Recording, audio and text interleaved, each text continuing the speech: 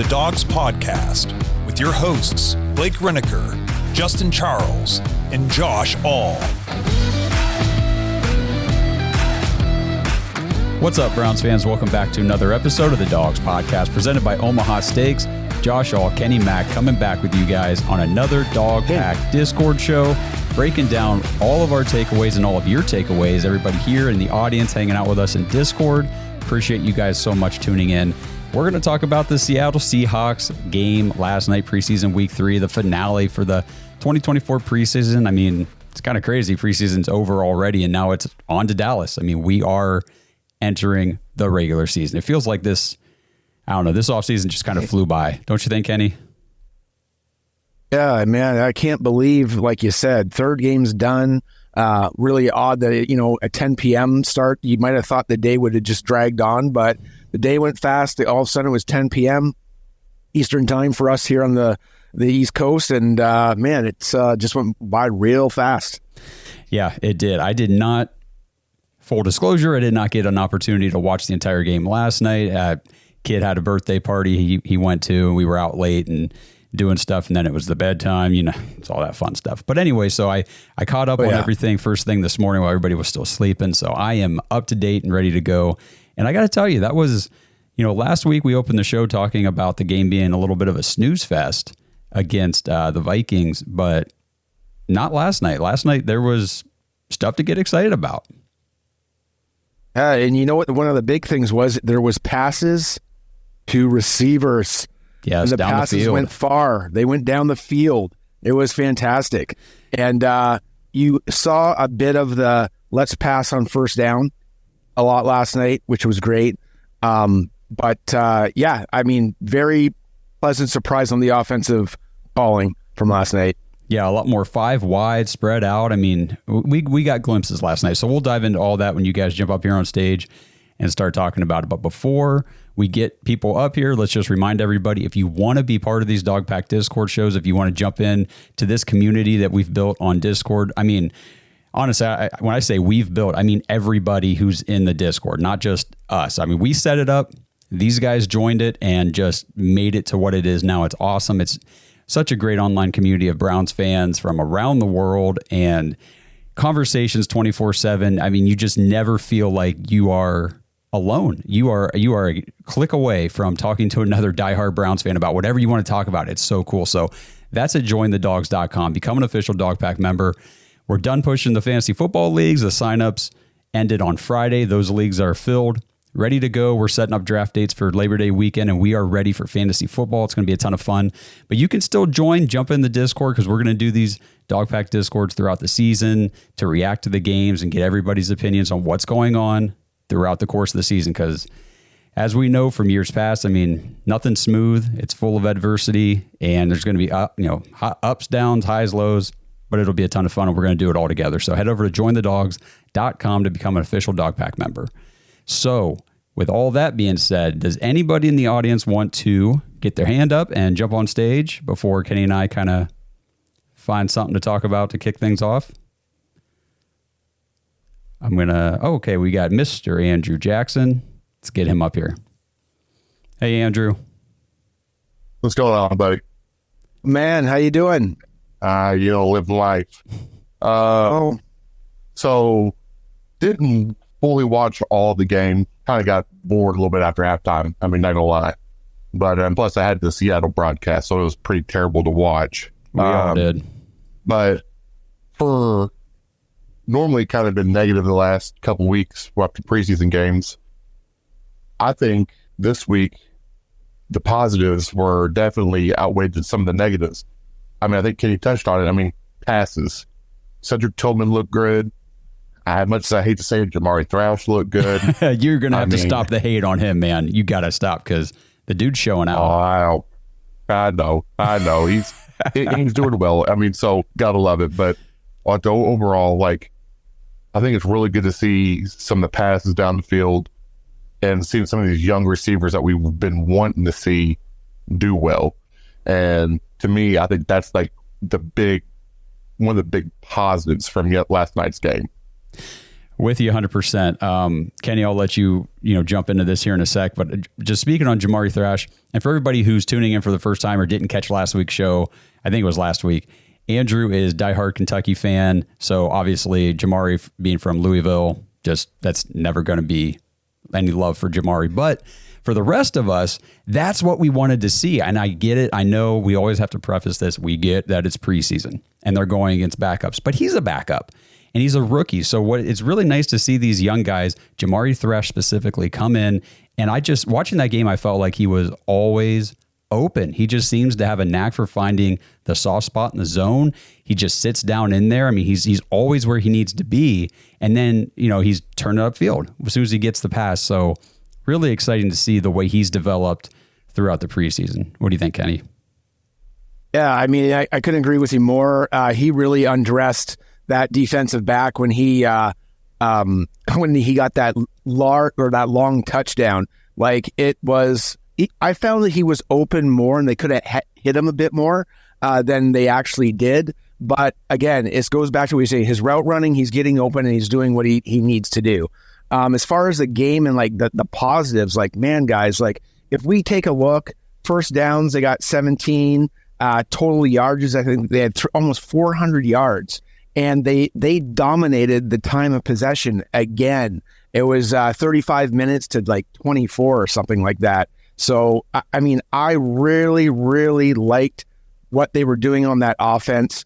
To go back what we were talking about earlier, the receivers, they were getting open. They were going downfield. Like, we were seeing exactly what we were told we were going to see, and it was in this last game. There was a couple negatives because, I mean, the one thing is you don't want to see the 8 penalties for the 98 yards, and we did not have any turnovers, what it looked like, which is fantastic. But what kind of counts as a turnover is when you let a punt return go for a touchdown. And that was a killer. Yeah, that was a difference killer in the game. Yeah, it definitely was. I don't know. I feel like, Dustin Hopkins kicked the first field goal. So I'm just thinking special teams right now. And, then it was Haversick, I think, for every kick after that and, all the extra points and stuff. So I don't know how much of the special teams I'd have to go in and look at snap counts and things like that to see, how much of special teams were they playing backups and these back end roster guys trying to figure out who's making the final roster, who's making the practice squad, and who's either getting traded or cut. You know what I mean? So, you don't want to see that happen, but I'm a little less concerned about it considering it was a preseason game and it happened a little bit later with backup guys in there. But you don't want to see it, obviously. But that definitely was the difference in the game. I guess my biggest concern with it is just the in the preseason, you've seen some big plays happen through different phases of this roster, and like it doesn't matter who's in there. And ultimately, when we were thinking about Joe Woods, when they were having those communication issues, all the first string wasn't playing. Those tended to go into the season, and ultimately Joe Woods wasn't here anymore. What I don't want to see is these big plays continue through into the regular season with our starters. Now, who's to say that will happen or not? And those guys, like we said, they're not probably going to be with the team anymore.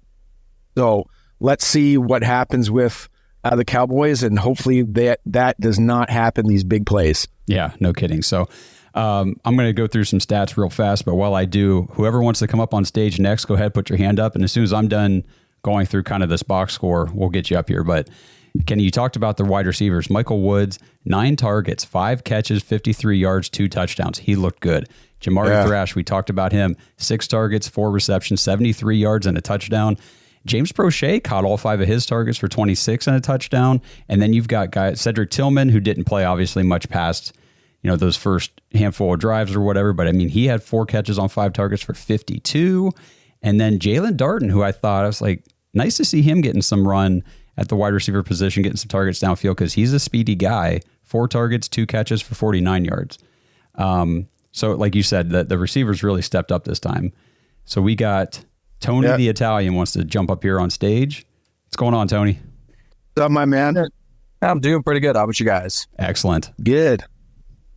Hey, well, I do have a question, and it kind of goes to the injury last night, the Foreman, and I'm not sure if we've seen, what the severity of it, or, I mean, it didn't look that bad, but who knows? But when it comes to week 1 and the rest of the season, and I know it seems like that Chubb is okay, good to go, at least by reports, but how fast do we see him come into the lineup knowing that we're not exactly sure how good Jerome Ford's going to be after the showcase of last season?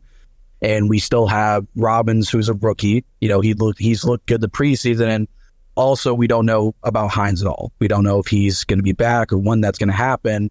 So how fast do we think Chubb could be back, especially if Foreman, I hate to say it, looks like he's made of glass? Okay, so real quick, go ahead, Kenny. You got this. Yeah, so it's a weird situation in this running back room because we have a lot of injuries. Hines hasn't even practiced yet. I don't even know. Like I'm because Robbins was playing last night. I'm not 100% sure that guy's going to make the team. I'm thinking he might be more of a practice squad player. But your overall question about Chubb is I think it's going to be week 6 or to week 8 around there before he comes back. Understand, like, he looks really good. He's squatting those 5 bills on each side. Like, it's unreal what he's doing. He's got to get in game shape, and they have to test that knee, I guess, against cutting and all the time. And that's the biggest fear with him. And they're probably going to activate him maybe like week 3, and then I would say 3 weeks of football conditioning. That being said, as far as Foreman's concerned, I think it was a rib injury, so we'll see how bad that is going to happen. It's the breathing more than holding the ball and that kind of thing with a rib injury is what I think. And then as far as Jerome Ford, he isn't a great runner, and even his runs yesterday, he goes down. Like, he's not a trucker. He doesn't run over people.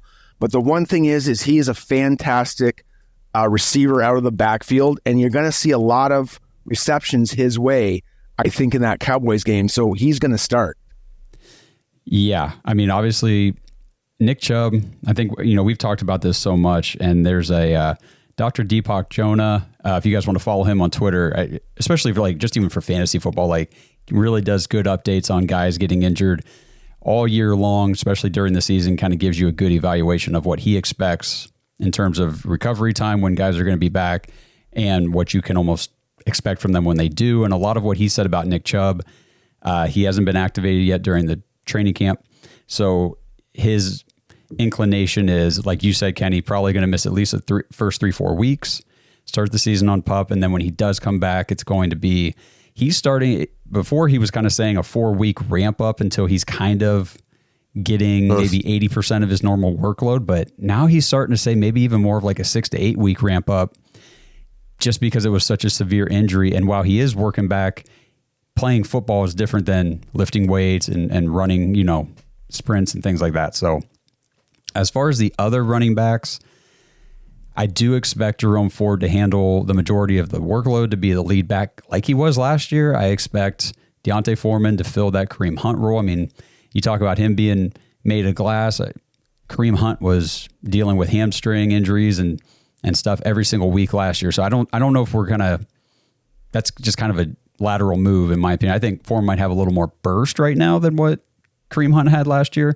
So that could be a step up. But yeah. The one thing I don't agree with you, Kenny, I think Aiden Robbins is making the team. And the reason I say that is because I don't think Nyheim Hines is coming back. I haven't seen anything out of him yet. I don't know how. Maybe I don't understand the injury designations as far as counting toward the final roster or everything, but he won't be on the active roster. And that really just leaves Aiden Robbins as that guy. Pierre Strong, we don't know what his injury status is right now. And fair point. I was watching Aiden Robbins as soon as they got, Foreman got hurt last night and Ford was out, it was the Robbins show. And Jacob Sailors looked nice, but he just came in to kind of spell him. I was watching Aiden Robbins, especially not just running the ball. 8 carries for 38 yards, 4.8 a carry, much better than what we've been seeing from the running game the first 2 preseason games, but pass protection. Every pass play I was watching to see what is Aiden Robbins doing on this play. And the dude doesn't just hold his own in pass protection. He freaking seeks out contact. Because he used to be a linebacker, and I was watching him just fit up linebackers, and I'm thinking, this is a guy the Browns are probably going to want to use back there to help protect Deshaun Watson. That's a good point. And I didn't think about Pierre Strong, because ultimately in my head, I was thinking that because of all the gushing that they do about his great kickoff return ability, we haven't really seen it. So I would think he would have been the third running back, and then that would leave Robbins kind of out for the practice squad. That being said, he also has a rib injury, does he not? Or he has some kind of injury. I can't remember what it is. So that pretty much would leave the door open for Robbins. Yeah, he got that rib contusion at practice on Wednesday, and I haven't heard any updates on him, but I know obviously he wasn't back for the game last night. So we'll see. But I mean, they've had over a year now to evaluate Pierre Strong. And I've just, it's hard because I know we interviewed Aiden Robbins. We have like a personal connection with him. We're rooting for the guy on a personal level too. But just watching him on the field, I'm like, I like what I see. I mean, even out of the backfield, his coaches in college talked about underrated pass catcher out of the backfield. He had 5 targets, caught 4 for 25. I mean, when you're doing that kind of stuff, you're chipping in 4.5 yards a carry or more, and you're pass blocking well, I think you got a spot on the roster. Yeah, he had a nice little out to the flats, and I don't know if you remember, Tyler Huntley was running. I don't even think really there was a route for him. And he just ran down like a tight end and caught that and just snagged it right out of the air, first down. He was very, very aware. Yeah, and there was one where I think it was DTR was rolling out, and Robbins came out and he chipped on, I don't know if it was a safety or whoever was coming up to try to make the tackle, and he chipped on him and he spun around real quick and got his hands up and he was open. Like if DTR, I think it was DTR, would have seen him or had a second to react, he could have flipped that ball to him, and we at least would have picked up 3 yards or something. It's just those kind of little things that shows the football IQ that the vision, the football IQ, we need that at the running back position.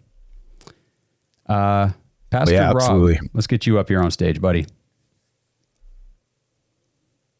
Our Discord genius, Pastor Rob. How you doing, guys? Great. How about you, man? Not bad. I missed the start of the show, so apologies if I cover anything you've already covered. But posted the thing in the group earlier that said that I don't think Pierre Strong, I don't think that what's his name, Huntley or Michael Woods are making the squad, the 53, mostly because they were playing very deep into the game right at the very end, and that's not conducive to I'm going to make the 53. It was a horrible game last night. I even everybody's like talking about the second, and we're playing like it's the nobodies at the end.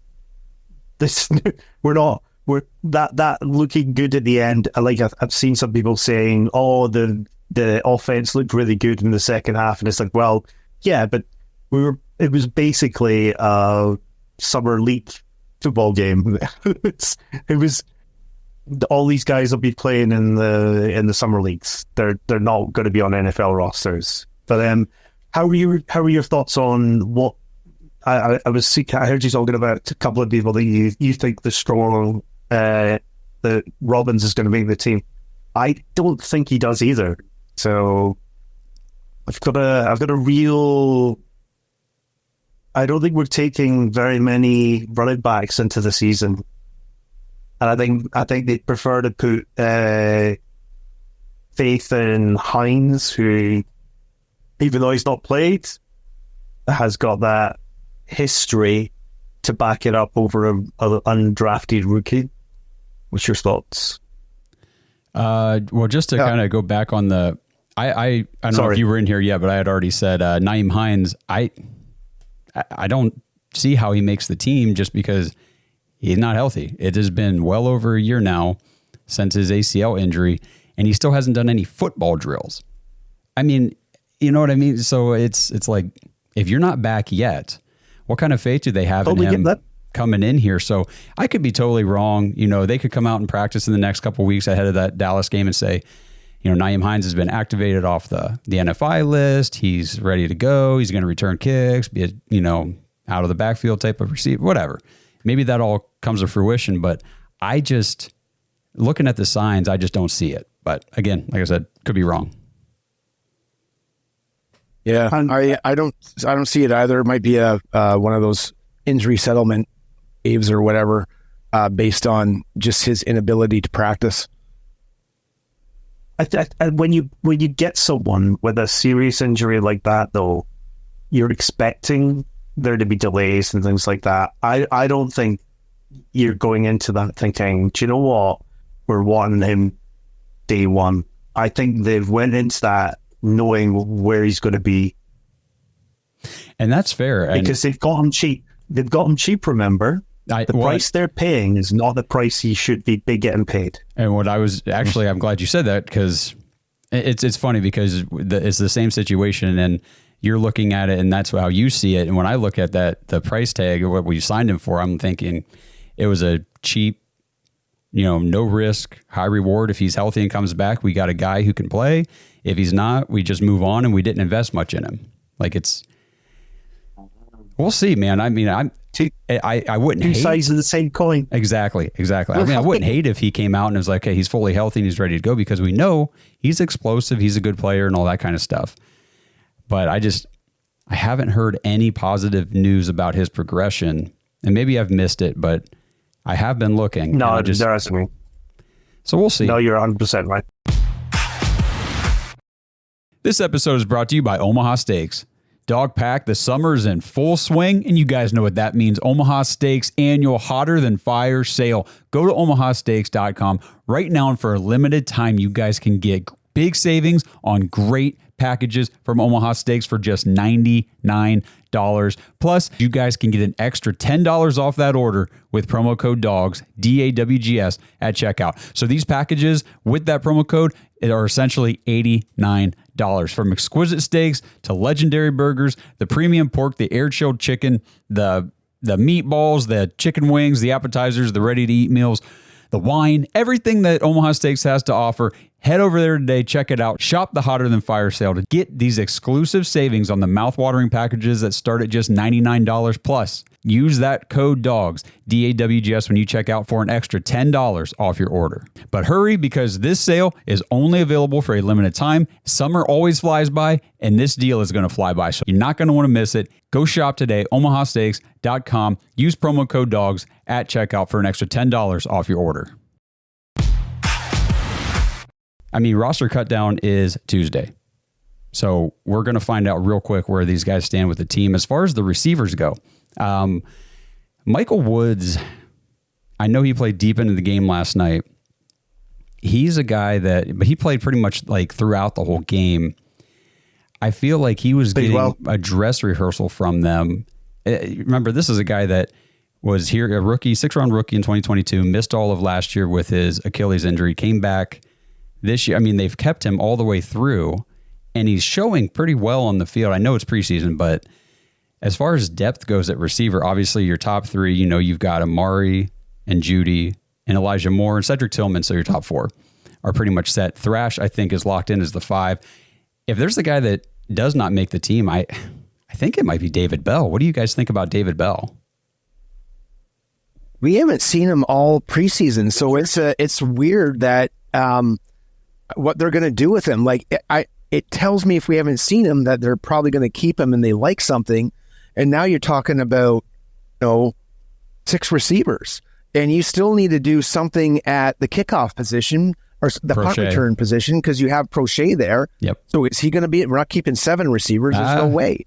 So we got to figure. There's something has to be figured out there. I think we might keep 7. I'm not going to lie. I think that there's a possibility we do, and that's where Prochet and Michael Woods, in my estimation at this point in time, kind of round that out. I don't know about David Bell. We got in the chat, Andrew Jackson says David Bell will not make the team. Tony says Bell is still hurt. Yeah, I think it was a quad injury in that first preseason game. Remember, he came Very in. first game. Yeah, he caught a pass went out early. first game. Yep. He's been out ever since, and that's not right. practicing. We were up there on Wednesday at training camp. He's just in a jersey and shorts on the sideline. I don't see how David Bell makes the team. But He seems to struggle to get open against like third, fourth defense. So it's tough. I think Prochet is either he's going to be in or he's going to be out based upon the strong situation. I think it's one or the other. It's either A or B, and it's pick your poison. So the reason why, if I had to bet on it, I would bet that James Prochet does make the team, because he doesn't just he's been back there for all the kickoff returns, kind of mixed in a little bit, but pretty much all of them I've seen him back there with a running back. So it's been a receiver, Prochet, and one of the running backs. And then he does all the punt returns. And he's the only guy that I even feel confident returning a punt. Everybody else seems so shaky with it. And, whenever we brought him in last year, that was we solidified that position. It was like, finally, we're not dropping the ball on the ground. We're not muffing punts. This guy knows how to be a punt returner. So I think he's got a lock kind of based on that. That's a good point. He definitely solidified the punt return, because that was shaky, and that goes a long way for what they're doing. And I'm sure he can return kicks as well. Can't be that much different for him. Or he's probably the second guy anyways. I think so. So we got Andrew Jackson. What about the final question, Huntley? Yeah, go ahead. Sorry. What about the final one, Huntley? Do you think Huntley gets traded now? Yes. Yeah, I do too. I think he will be a trade probably tomorrow at some point on Monday. Yeah, Harry's phone is busy right now, man. Yeah. I can't see it being out. They like DTR too much. DTR was the clear-cut third-string quarterback throughout the preseason. And when DTR plays, man, and I know I get it preseason, he looked really good last preseason, but the dude's, he's athletic and he's got an arm. He has some arm talent that is worth keeping a hold of, at least for another year or so. Yeah, I could see Huntley basically he's a good player, and I think I would prefer Huntley going forward. If you were to choose between DTR or Huntley, I would choose Huntley, but it just seems like this front office and this management team are just nope, we prefer DTR. If we didn't have Jameis as the QB2, I would be all on the Huntley backup. We got to keep him over DTR if that's even the choice.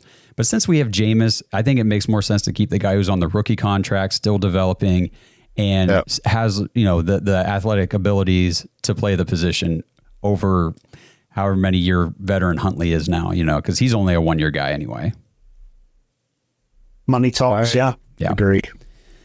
All right, well, we're going to bring Andrew Jackson back up. Pastor Rob, if you want to jump back up here a little bit later, just throw that hand back up. What's going on, Andrew?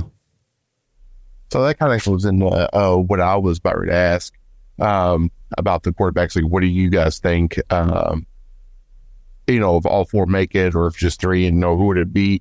I'm with Pastor Rob. I think Huntley's a better fit, and I personally rather have him than DTR. But that's just my own personal opinion. But say tomorrow with Russ Chris, I guess it's Tuesday, right? Yes. Who do you think is going to be that big, shocking name out of all of them? This that gets cut, that you're going to be like, kind of didn't see that one coming, but at the same time, I don't hate it either. Do you think that there's someone that's going to get cut that you're I guess kind of on the fence about? I would have to think about that for a second, and for me, I think it'd probably be somebody on the defensive side of the ball. The one that wouldn't shock me, but that would make you go, just because he's a third-round pick a year ago, is Siaki Ika. We've talked about him enough here, but we're going to do it a little bit more. He's gone. He is gone. He was playing till the very end of the game and getting abused by whatever fifth-string offensive line Seattle had in the game. It's just sad to see. Yeah, the capital they put into him, it was tough. He just cannot move the line of scrimmage. He's going backwards. whoever was playing with him, whether it was Kamara or the other DT escapes me. Jeremiah Martin. A lot of their runs were up where those guys were standing, and that's why they averaged 6.7 yards a carry. And now it doesn't help when you let a 50-yard run go, but those guys definitely won't make it. I wouldn't be shocked with it, though. I can't think of anybody off the top of my head either that would be a real shock at this point. Did notice Shelby Harris kind of got moved around a lot yesterday, and he's been kind of like on the back end. So, I mean, maybe that's a thing, but maybe I'm just reading too much into it as well. Yeah, I think a lot of that defensive tackle stuff, aside from Ika, is going to depend on, health and availability when the Browns expect to have Tomlinson back, because he still ain't back, and Maurice Hurst is still being held out with, I forget his injury. I don't think it was a lower body. I thought it was like a shoulder or something. I don't remember. If you guys remember in the chat what Hurst is dealing with, throw it in there. But one guy that this is going to kind of the opposite way. So who's like a surprise guy that I think is going to make the roster that maybe nobody's really thinking about? I think Javian Cohen, the UDFA out of Miami, is making this roster because he has started at either guard position. I think every single game. Maybe he didn't start last night because Teller started, but he was in there right away, and he played the most snaps on offense last night, 64. He played 79% of the snaps. He's been out there playing guard every week as much as possible, and by all accounts, I think he's playing pretty well. I thought he had really good push on the line of scrimmage. Like, definitely when Saylor and Robbins were running behind him, they were breaking tackles, but they weren't doing it behind the line of scrimmage behind that guy. Right. Yeah, and I don't want to. Well, I'll save that topic here for a little bit later. We've got Pastor Rob wants to jump back up, see what he's got to say. You brought up Cohen, and I was like, oh, yeah. I think adding to your who might get cut and who might make it, I think Cohen makes it, and I think Teller might get cut based on Cohen. And so, did you say Teller? And I think, yeah. Why Teller ain't getting cut, man? I think if he's not here, he's traded. Oh, I thought you said cut. Well, he did say cut originally. I think I did say cut. But I meant traded. That's like the outside chance of like something happening. I think they really like these two young guards, and I think they want to give them time to play. Teller's the easiest one to move, to move Joe Batonio because he's going to see out being O'Brien. And then I think they'll keep Dunn as like the fourth guy, and that makes it a cheap guards. And I think they like those two guards over Teller. Man, that was my weird back of the mind. Something to Tennessee, maybe. So Zinter got the start last night at left guard. So it was, why am I drawing a blank? Who was it? Afidi over at left tackle? Yeah. Okay. So we had Afidi. I thought they looked a little rough together. Afidi and Zinter. Yeah. So the left side was, which goes back to, I know there was all the, crap online. Oh, Deshaun Watson's not starting again. He's not going to play in the preseason, blah, blah, blah. Jameis Winston didn't have like any time back there. I mean, the pressure was for real whenever he was in the game, and it was a patchwork left side of the line. So, I mean, I get it. I obviously, if Deshaun could have gotten some reps, that would have been nice, but whatever. It didn't happen. So we're going to be okay. We're going to have hopefully our starting line put together by the time Dallas comes into town. But, Pastor Rob, you're talking about them potentially trading Teller. Do you have like you even mentioned Tennessee, just I think as just a quick example, but what are we aiming for in a return? I don't think we'd get much for him. I think at max you're looking to get like a fifth. Well, that's optimistic. So for me, I think a guy like Wyatt Teller is not a guy that Andrew Berry moves for a draft pick, or at least not just a draft pick. I think he moves him for another player. You could move him for a tackle then, a backup tackle. There you go. That could, man, I was just sitting here thinking, oh man, kind of a hot take. Javian Cohen's going to be like a second string guard for this team, and you're saying no. Let's get rid of Teller. No, I think they really like him. Him and Zinter, I think they're like, we really like these two guys going forward. I think they really lucked out in getting Cohen. Cohen had like what, a 5th or a 4th round grade on him and went at UDFA. I remember doing a lot on him because Barry Shuck talked to him at the Senior Bowl, and Kenny, we did a couple of shows on Javian Cohen, and we were just very excited about him. Man. And I remember talking about if the Browns could get him like somewhere in the 3rd or 4th, because some of the projection websites were talking about him as a 3rd round pick. And then it was like, oh, maybe more of a 4th, like you said, Pastor Rob. And then he goes UDFA. It's just wild. But yep, he is. Glad we got him. I think they really, really like him. Everything sort of shows that they really like him. And that's where I'm like, something might be bubbling there, because if you want to get that guy game time, you need to move one of the big two. You can't keep the big two and give game time to these two young lads. Well, we'll see what happens. I get your logic behind it. I don't see them moving Teller this year. I get the logic, though. They've got a lot invested in the guards, you're saying, and so they're going to free up some money and get something while they can, because I don't think you're saying Teller's not going to get paid next year. And I totally get that. But I think just based on what Deshaun needs, I think he stays. But, you never know. I'm with you, Kenny. This would absolutely floor me if they traded Teller at this point, just because we're already dealing with injuries galore across that offensive line. The tackle situation is in flux. Both of our starters are still not back yet. And I don't see Andrew Berry being willing to, screw with the interior of that offensive line while the outside of the offensive line is already struggling. But that would be something. Let's see. Do you have any other questions while you're up here? No. I just wanted to talk Cohen. I really like the lad. I think it just, when you started to talk Cohen, it just sprung me, and I was like, oh. Yep. Yeah, I like him. All right. So does anybody else want to jump up here from the audience? Jump up here on stage. Put your hand up if you do.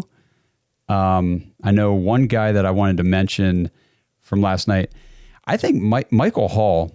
So Michael Hall has not like exploded or had any like massive plays in the preseason or anything like that. But watching Michael Hall in his pass rush against the offensive line just had me thinking, when he has Myles Garrett, Zadarius Smith, and Obo, and these other guys, Dalvin, these other high-end starting defensive linemen next to him, I think that he is going to really wreak some havoc. And it might not even be him coming up with the sack or coming up with the TFL or anything like that, but I think he's going to generate so much pressure and create such like focus from the offensive line that these other guys could have some big plays. Just watching him is get off the line and everything is pretty impressive to me. I think putting him at the 3rd and long downs and him just getting after and collapsing that pocket, something that we missed last year. And that's why they got him. And I think he has the ability to do that. I mean, my God, the coach, when they first drafted him, compared him to John Randall. You know what I mean? Like, he's getting size comparisons to Aaron Donald. And again, like, I'm not saying he is going to be those guys. He's just, there's some things that he does that NFL players say, hey, you remind me of those two very, very good defensive tackles.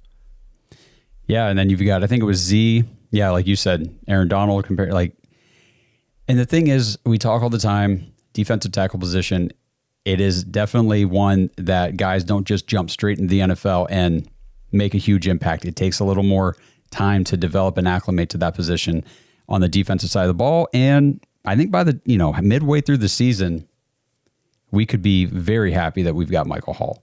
In the chat, Andrew Jackson says, so hot take. I love these hot takes. Andrew Berry makes a decent splash this week, adding a player, probably offensive line.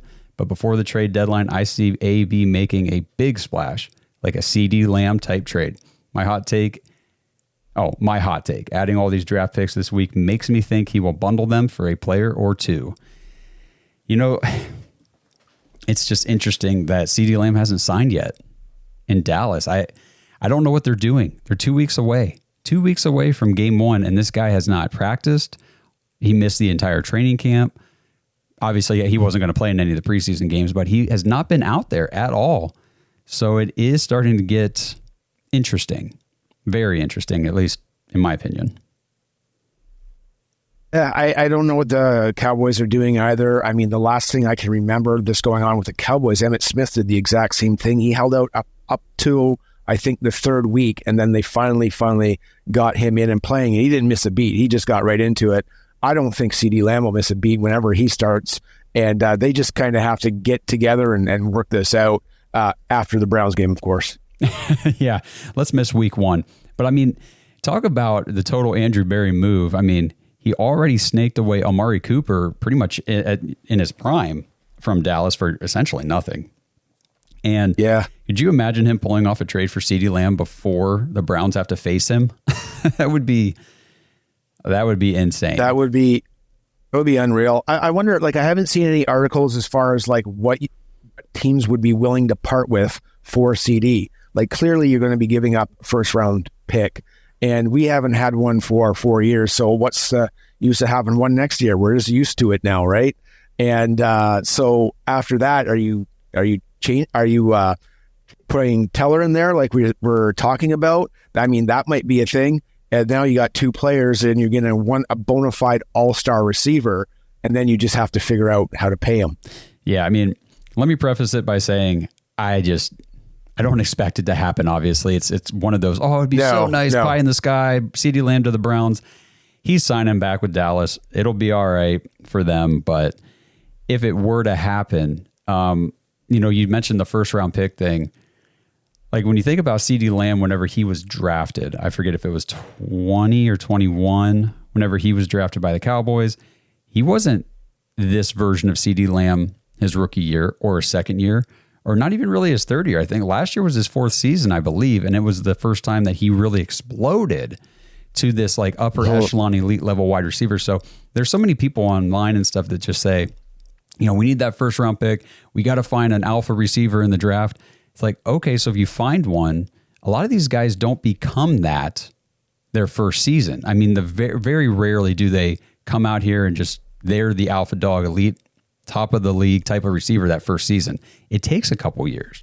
So if you can use that first round pick to get a guy who's already there and he's still kind of at the front end of that prime span, I love CeeDee Lamb.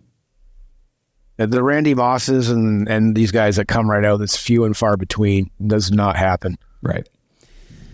All right. So does anybody else want to get up here on stage? Get your hand up if you do. Otherwise, I'll just kind of go through some more of my notes here. Kenny, let me know if you see somebody put their hand up. Just trying to see what else I wanted. Is there anything you wanted to specifically talk about from the game?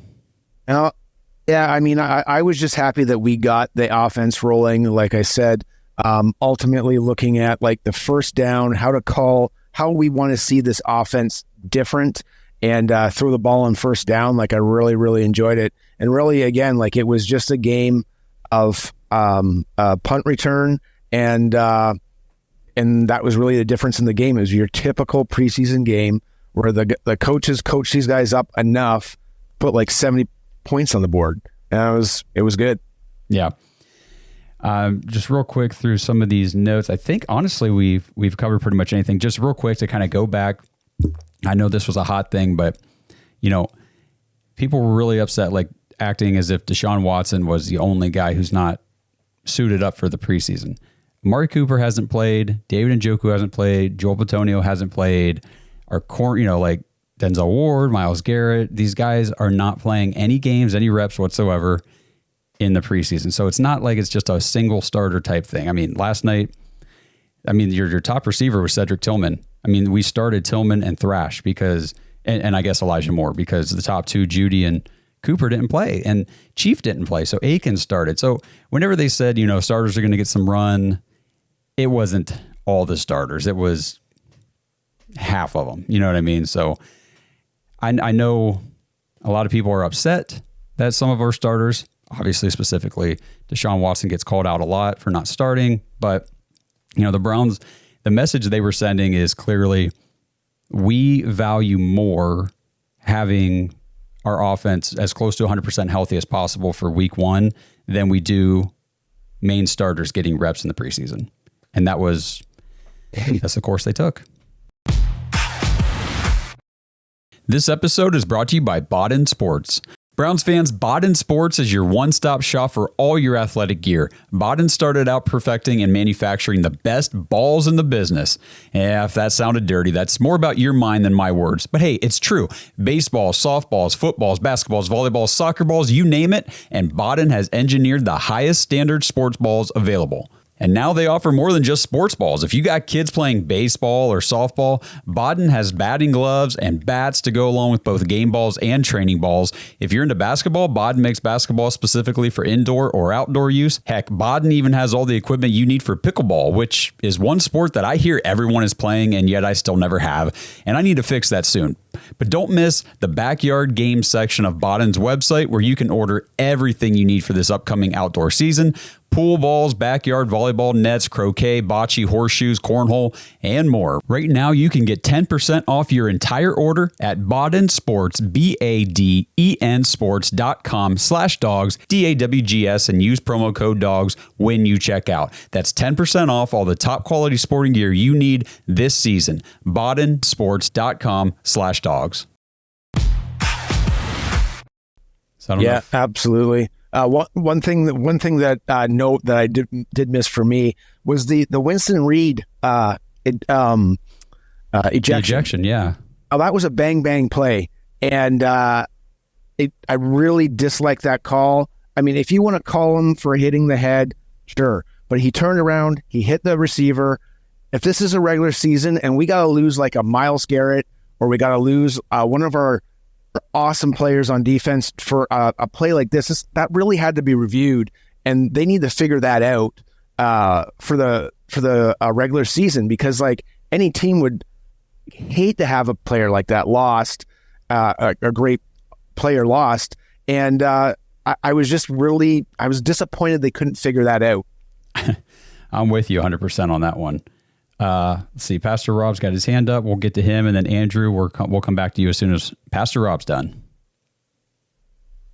I was just thinking about the defense. I would talk a little bit defense while we're looking for topics. Diabate, what an improvement from a player. Last year he was an undrafted free agent. Yes, what a player now. He's molded into an actual starter almost. It's right. It's crazy how the change in the young man. When you had asked, sorry, I was going to say, when you had asked a little bit ago about guys that we would be kind of surprised if they didn't make the team, Diabate came to mind, because I was thinking about the linebacker room the other day when I was kind of going through like predictions for the 53, and it's like, okay, so obviously JOK, Hicks, and Fields. I think Buki Watson, I mean, they drafted him. I think he's got the roster spot. But, if Diabate doesn't make this roster, I would be surprised, because I agree with everything you just said. He is developed into a reliable linebacker, a good tackler. I just feel like his pursuit is always good. He's always there. He's making plays, and I really like what he's turned into. He's a great run and pursuit tackler.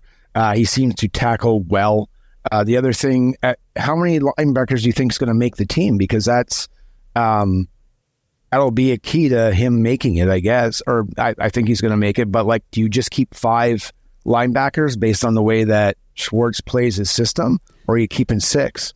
Yeah, I forget how many we. I think keeping we kept 6. He's definitely on the team. I think we kept 5 last year. I'd have to, talk here for a second, Kenny, and if you got something, and or Pastor Rob, let me look that up. So I got a small number, I think, last year, because Barry doesn't like them. Remember, so we kept very little. I think it was either we might have kept 5, or it might have been 4. How would you like to know the truth? Andrew Barry and the Browns kept not 4, not 5, not 6, 7 linebackers to start the season last year. Kept 7? 7. Well, that's unexpected. Yeah, I wasn't expecting that either. It was Matthew Adams, Diabate, Tony Fields, Jordan Kanazik, J.O.K., Sione Takitaki, and Anthony Walker. It's Kanazik special teams, and Diabate basically special teams as well, showing out. Yeah. Last year, that's what that was. So I do think, I mean, you know, just kind of using last year as a template for what to expect, I think Diabate's locked, because even if we don't keep 7, we'll probably keep 6, right? Also, he's a good special teamer. He's a good tackler, as you said, for special teams covering. Perfect player you will. I agree. Like ultimately, they're going to keep JOK, Hicks, and Bush. Bush. I'm sorry, I forgot about Diabate, Bush. And then that's your 5. That's 5. Yeah. And then after that, it's depending on what other positions need what, and then you may keep a 6 in Boogie Watson. Yeah. Bush, I think, man, I'm excited to see if he can kind of recapture, you know, the magic from a few years ago when he was a rookie and early before that injury, because the dude is talented. He's definitely talented. He's very talented. Him for like nothing. Just, oh man, if he could just return on that investment, you know, 2-fold or more. Oh my gosh, you imagine? Yeah. Oh man, that'd be amazing. I mean, all the praise coming out of camp is on Devin Bush in that room. So we'll see what happens with the regular season. Yeah. All right, Pastor Rob. I thought Devin Bush has been pretty good, but I thought Diabate's been better over this preseason. Yeah. I know that we've not seen everything, but like, I know it feels. I think the young lad's doing really well. I agree. Definitely. I think I'm glad we got him. We're going to get Andrew back up here, and then I don't know, we'll go here for maybe about 10 more minutes, and then we'll sign it off. So Andrew, what's going on? What you got? All right. So with reports earlier in the week, do you put any stock into the potential retirement of Denzel Ward and his 5th concussion, which I believe he's had more than 5 in his time in Cleveland alone, but do you put anything in that he's actually contemplating retirement before or after this season due to concussions? Well, at this point, I don't think he's considering it. Didn't he post something about like he's good? He's not. Yeah, he posted that yesterday, I believe. Okay. I just came across it before we hopped on here, and he just said, "I'm good. I'm playing this season and beyond." Basically. Okay. Yeah, I mean, I would be shocked. He's still very young. You know, I guess he's in that prime window for the cornerback, and he's probably got 2-3 years left to be at the upper echelon of the corner, and then he'll probably start to dip a little bit, but still be very serviceable in the NFL. I mean, the career is not even close to being over if he stays healthy. I don't know. These guys are all competitors. You just don't see guys hang it up very early, very often. So I would be shocked if he did. Just listen to your doctors and keep going until you can't. Yeah. One note that I did have that I wanted to mention was we have got to have at least 2 of our 3 top corners healthy for week 1, because there's no way we can roll out against Dallas with Emerson and then after him just Cam Mitchell and Miles Harden or whatever we're rolling after, because after those top 3, I mean, I like Cam Mitchell, played well last year as a rookie in spots where we needed him, but the dude is still developing. He is not ready, in my opinion, to take on a big workload right at the start of the season against a very good team. No, he got a little lit yesterday, as well as Justin Hardy, and I don't know if he's going to be with the team based on yesterday. But I would agree with you. You need those. On the flip side, though, Dallas did lose one of their big corners for true. 6 to 8 weeks. So that is good for the Browns. We hope he gets better later. So it's good that he misses our game. But but yeah, it's that's a big piece for them to lose. Yeah. All right. Well, is there anything anybody else wants to jump up here while we've got a couple minutes left, talk about any questions you have or your own hot takes or anything as we wrap up the preseason? I don't even think I said the score. The Browns lose 37-33 in Seattle. Like Kenny said before, it was kind of that punt return for the touchdown from D. Eskridge, which, hey, man, like if you're just a fan of football, man, that kid had a hell of a return, though. I mean, it sucked that it was against us and that we're the ones who let it happen. But, good for him. He's one of those guys that I remember hearing a lot about whenever he came into the league. So it's kind of cool. Cool story there. But we'll get Pastor Rob up here, kind of close things out with whatever he's got going on. Comedy thing for the end. Okay. What stream did you get, or what broadcast did you get for the game? So international. Seattle. I got the Seattle one. Was there a Cleveland stream? You got it on I've watched a lot of like market transmissions, but that transmission from Seattle was the worst. It's so bad. What are they doing in that market? I do not know. They weren't even commentating on the game. They were more interested in nonsense and like not even calling plays on the game. Stuff was happening, and it was just like, yeah, we're not bothered about anything that's going on in the game. Yeah, Never. So in preseason, in the chat, if anybody got was there a Cleveland stream, a Cleveland broadcast? Because I think the broadcast is only from the hosting team, isn't it, in the preseason? That's correct. So, because every team does their own. Like in the regular season, the Browns got to Seattle. It's a national broadcast team that does it. It's Fox, CBS, whatever. And then in the preseason, it's your local. Like for us, whenever the Vikings were here, I think all the Minnesota fans got. Oh, it says Andrew Jackson said NFL Plus you can pick. Oh, no kidding. Okay, I didn't realize that they do their own from the Cleveland market as well. Okay, well, yeah, the Seattle one sucked. I've watched a lot of football like since I've been young, but like holy, that was awful. It's so bad. It was bad. And it's like they purposely went out their way to be bad though. Like it was to the comedy levels of like The Room, the movie, like where it's like so bad, so bad. Andrew Jackson says, Richard Sherman was at the game. They only said it 5,748 times. Glad you kept a tracker on that one. Yeah, no doubt. It was brutal. Do you know how Seattle have totally removed Earl Thomas from their like anything to do with them? Oh, really? They totally ignore him then. Yeah. Huh. So it's Cam Chancellor and Richard Sherman. No Earl Thomas. They don't even talk about him. They removed him from the Legion of Boom. Well, they don't talk about him. Like Seattle don't talk about them as a team. It's really weird because obviously when he left, he did that whole like swearing to the sideline and all that sort of stuff. But like, yeah, and then he went a bit mental as well towards the end, didn't he?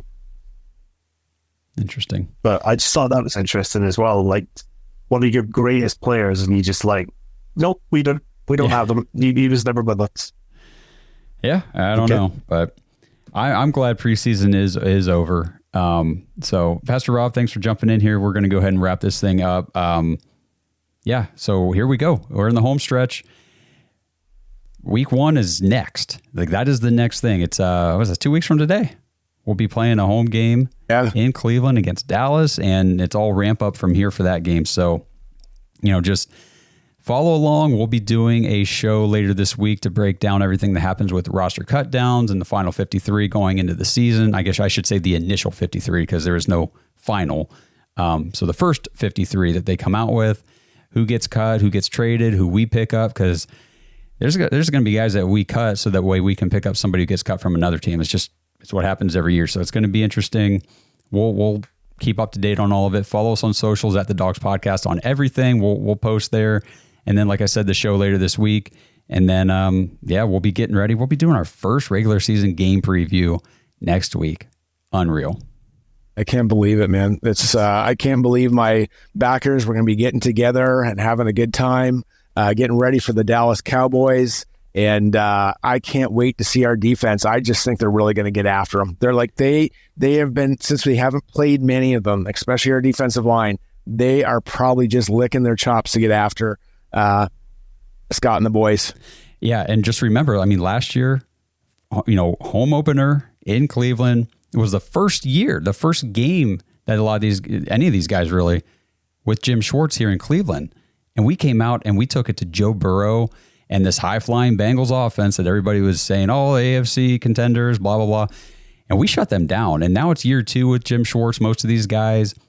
I think it's going to be awesome. I can't wait. So appreciate everybody tuning in. Thank you guys in the Discord for hopping in here in the audience and hanging out with us, jumping on stage, talking to us, posting in the chat. We love interacting with you guys. And again, if you want to get into the Discord, you want to be part of these Discord Dog Pack shows, all you got to do, go to jointhedawgs.com, become an official Dog Pack member on the Patreon page. That connects you over to the private Discord. You get in there, talk with us all the time. We're in there just talking about anything and everything, not just Browns, but if you ever I have a Browns take, I just need to talk to somebody about it. I don't have a Browns fan around me. There's always Browns fans right there in your pocket as long as you're in the Discord. It is an awesome place. But again, appreciate everybody tuning in. Again, if you're watching on YouTube, please like this video, subscribe to the channel. We are like almost 100 subscribers away now from 10K. We are getting so close. So we can't wait to hit that. It'd be awesome to do it in the next 2 weeks before the regular season starts. We got some giveaways once we hit 10K. Some of our Dawgs Podcast footballs from Bottom Sports and a Browns jersey will be the grand prize. So stay tuned for all of that goodness. And until we see you guys next week, let's go Browns. Get ready for them, boys.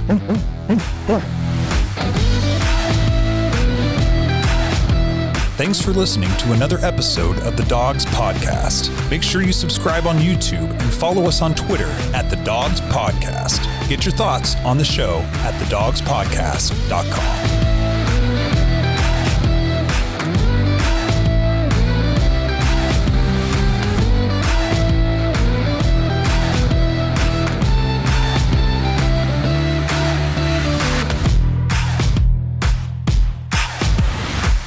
This episode is brought to you by Danger Coffee.